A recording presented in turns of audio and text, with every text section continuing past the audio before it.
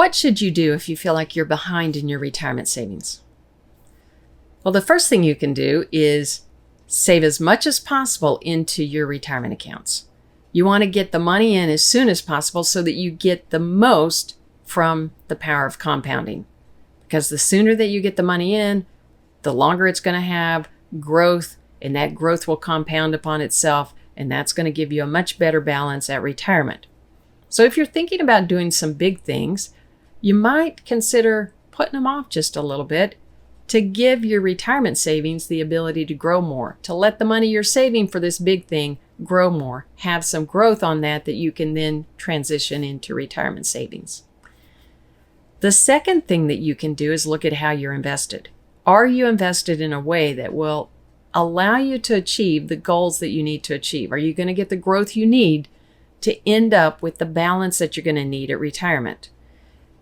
And if you're not going to get that growth, then you need to think about reallocating how you're invested.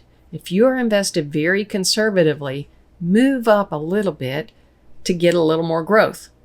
Now, again, this is going to be very specific to your situation. So you've got to look at where you're at now, where you want to be, what changes you can make, what you're comfortable making, but consider how to make sure that you're getting the growth you need in order to get to where you need to be at retirement.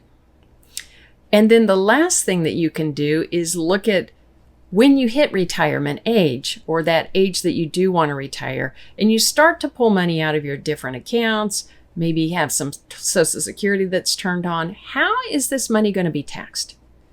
You want to think about that, because if it's all going to come out as taxed as ordinary income, then you're going to lose 24 to 30% of it. Depends on your tax bracket. It depends on tax rates at that time.